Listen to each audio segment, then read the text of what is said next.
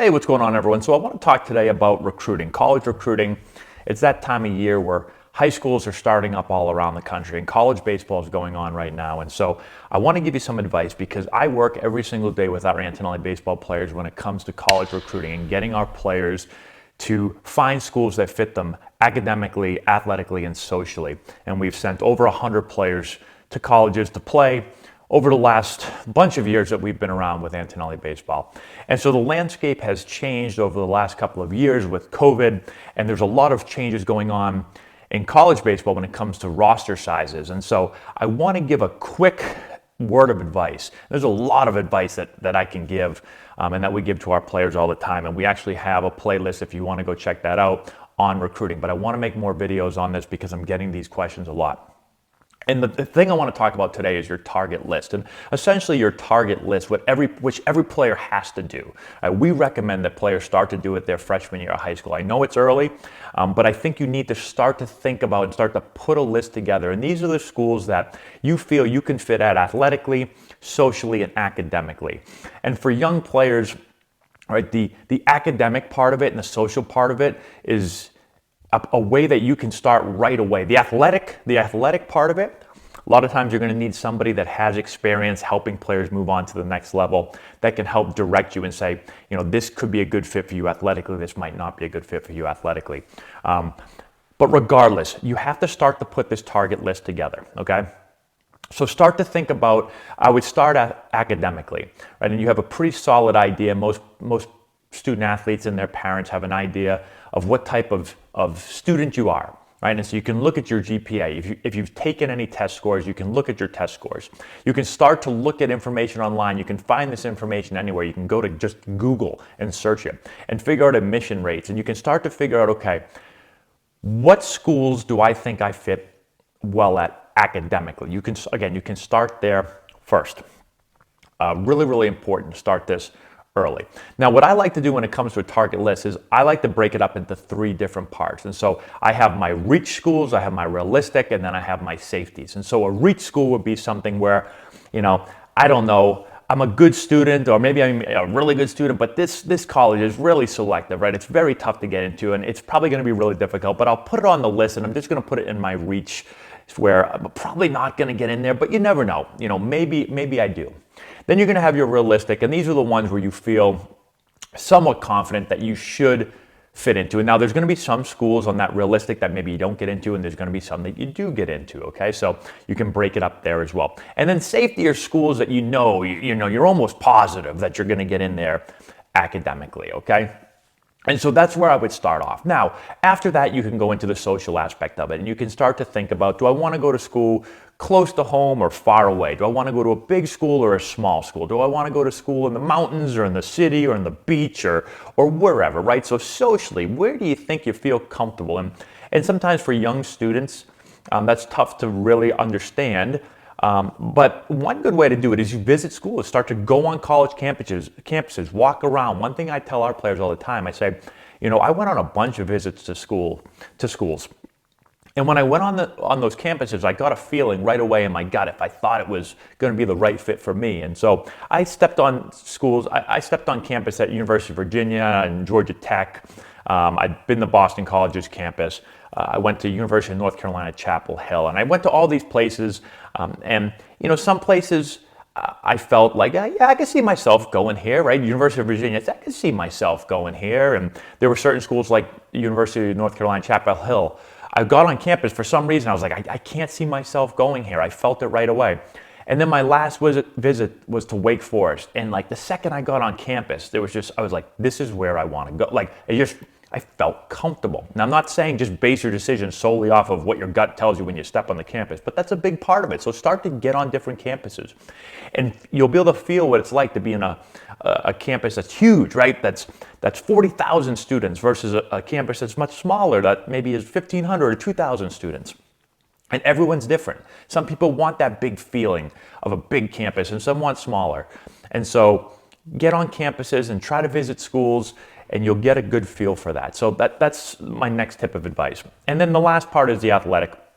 part of it. Again, you're going to need somebody that has some experience, that has sent players off to schools, that have helped them through the process, and they're going to be honest with you. The biggest issue that I see is that people don't want to be honest, and advisors, or whatever you want to call them, even call coaches, your high school coach, your travel ball coach, right? A lot of people, they don't want to tell you the truth because they don't want to make you feel bad. And they say, yeah, I think you could play there. Like, even if they don't think you can play there, right? And so that's a huge issue. And so that's what I try to be as honest as possible. And it's not taking shots at players. And sometimes players get upset when you're like, it's just not a good fit athletically for you, right? Like, like I said, we've sent over 100 players to schools. And so I always tell the kids, I'm not 100% right on this every single time, but I feel like I've got a pretty good idea that we're right a lot more, way more than we're not right, all right? And so, again, for like someone like me and our coaching staff, like, we've seen so many players go to these schools, and we know what those schools are looking for. We can compare you to past players and say, this guy had this skill set, and this player is nowhere close to that skill set, right? It's nowhere close. And so you get a good feel for who can fit where. The other thing is, I've coached in college and I've coached at the Division I level. And so I know what I would be looking for as a recruiter. I'm not saying that, I've never recruited for Vanderbilt before or for Wake Forest before, but I have recruited at the Division I level. I talk to coaches all the time. I've seen tons of players. And so you need to find someone that has the experience, but then also will be honest with you and isn't going to just tell you what you want to hear. That's the biggest thing. And I see that a ton.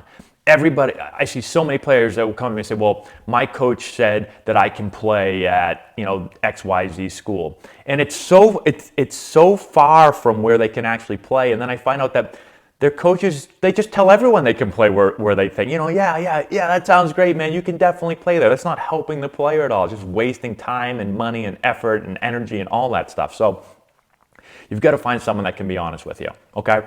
Now, with all of that being said, the main reason I wanted to make this video was because your target list has to be big. It has to be really, really big, okay? And so one of the biggest issues I see with players is they come up to me and they're like, I explain this all to them and I say, get me a target list and start to build it. And eventually players come up to me and they're like, I want to go to Boston College or I want to go to Vanderbilt. And I'm like, okay, terrific. And so do like hundreds of thousands of other players around the country, right? It's like, you need a really, really big target list, and you need to cover, as we said, realistic, reach, safety schools. And you should be looking at different divisions. You can have Division I schools and Division II schools and Division III schools, and maybe you're someone that's interested in JUCO, or maybe you're someone that's interested in NAIA, but you have to have this really broad list. And everyone wants to make these lists that are so small, and they're so, you have 3 schools that are exactly the same, and there's no variety there. And so, again, you have to cover everything because there's so many players. Here's the 2 things I really want to leave you with. And the reason I'm saying this again is because I had this conversation with a couple of parents a few nights ago, is that there's so many good players in the country. There's so many players competing for the same roster spots. And there's less and less and less available roster spots right now. I've been doing this for a while now. And everything changed a few years ago when COVID hit. And college rosters were able to get a couple of things. One, players were able to get an extra year of eligibility. So everyone got that year back. And so the freshmen that were coming into the program, right? So those 12th graders that were moving up into the program to be freshmen, they came into the program, but the seniors didn't leave. And the juniors didn't get drafted, a lot of them. And so the rosters got huge. And NCAA allowed more players to be on the roster. And so instead of having 35 guys on a roster, some schools were having like 50 guys on a roster. Some schools were just taking everybody. And all of a sudden now we're getting cut back to where rosters are getting back in line to what they used to be. And where do all these players go? All these extra players that had all this extra year of eligibility, right? There's too many players now. And so players are getting cut. Tons of players are getting cut from college programs, and tons of players are transferring because they're saying, wow, I can't play here because there's so many more players from to choose from now because those rosters got expanded. And so they're transferring to other schools. And so a lot of colleges now aren't recruiting as many high school players because they have too many players. They're trying to cut their own players, right? And then not only are they trying to cut their own players, but now you have all these players that are getting cut that are wanting to transfer. And so colleges are saying, well, I can get a young player right out of high school, or I can get this player that showed that he already could play college baseball and he was successful, or maybe he was at NC State and he couldn't play there because they had so many players and he ended up getting cut, but he's good enough to play there. They just had so many good players they couldn't. So instead of me going out and taking a risk on a high school guy, if I'm a little bit lower level than NC State, I'm going to say, let me try to get this NC State guy, because that guy can jump right into my lineup and contribute right away, and I don't have to take this young puppy, freshman and try to develop him. And so there's less spots, and this is having a trickle-down effect from the Division 1 level to the Division 2 level, the Division 3 level. And it's getting super competitive. It's more competitive than ever before. And so playing college baseball was always difficult, and now it's even more difficult than it was just a couple of years ago. And I don't say that to discourage players or to make you feel like you can't do it, because you can do it. There's tons of players that are playing college baseball every year and getting recruited. But you just need to know that it's harder. It's harder now than it's ever been. And I see it every day. I talk to coaches every single day. And so you need to have a large target list, because having 3 schools on your list, the chances of those 3 schools all wanting you, right? Those 3 schools that sit there and say, out of all these players in the country, man, I just pray that one kid chooses my school. Are there a few players like that in the country? Yes. But 99.99% of them, they're not in that boat. And so you need to have a large target list. And this goes without saying. Actually, I need to say it, because we started saying this to our players also. Everyone wants to sell you on, there's a spot for everyone in college baseball. Everyone can play college baseball. That's not really the truth. Not everyone can play college baseball. Just because you want to play college baseball doesn't mean that you're going to play college baseball. There's not, there's tons of high schools in the country. There's not that many colleges that have baseball programs in the country, okay? It's less than 10% of high school players go on to play college baseball.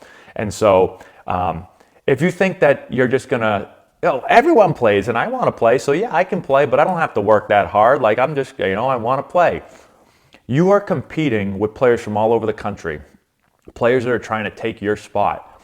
And if you want to play, you're going to have to work for it, right? You have to bust your butt, and you have to do things on and off the field. And if you have the attitude of, well, I want to play, so I'm going to play, but I'm not going to work for it, you're not going to play. There's too much competition out there, because again, we have 200 players in our program, and I see certain guys that are every day doing everything they can. They are literally training every day to be a college baseball player. They're putting everything they have into it. And then I see other players who are doing nothing. And both players say, I want to play college baseball. Yeah, that's what I really want. Well, I've seen both extremes. And if you're on the extreme of, I'm not doing anything, I just want to play, but I'm not doing anything, good luck to you. Because there's so many players that all they want in life is to play college baseball, and they're working 24/7 on it. Good luck competing with those players. So see what you're doing. Are you putting forth the effort, or are you just saying, it's just going to happen because somebody told me that there's a spot for everybody. Everyone can play college baseball. There isn't a spot for everybody. That's the bottom line, right? Just because you play travel ball, or just because you have someone helping you, you're paying someone to help you, an advisor to help you get into a college, and they're going to help me because they have connections. Take your connections and you know what to do with them. You better be freaking good. Now I'm getting fired up right now, because I don't care about connections. Can connections help you? Yeah, but you have to be good. Just because someone has connections, if you can't play and you're not going to put forth the effort, you're not going to get a spot, okay? So it's not where I intended this to go, but now I'm getting fired up because I see this happen all the time. I see this dude that's telling me he wants it so bad and he's busting his butt, and then I see this other guy that says, I want it so bad, and he's doing nothing. He's doing absolutely nothing. And he just thinks that, and this isn't just for baseball, it's for softball too, it's for any sport, right? They just think someone else is going to do it for me. I'm going to pay this company to help me do it, or I'm going to play on this travel team and they'll help me do it, but I'm not going to do anything, right? No, that's not how it works, right? You have to do the work. They're not just, hey, this isn't like the candy store where they're just passing out, you have $5, here you go, here's your candy bar, right? That's not how it works. You have to earn it. You have to earn it. You have to get some college coach to say, I want that kid right there. I want him to be part of our team. That's how it works. So hopefully, if you're someone that's not putting forth the effort, you better start putting forth the effort, because I'll tell you this also, there's tons of guys that want it 24/7, they're grinding away every single day, and they never get to play. Because why?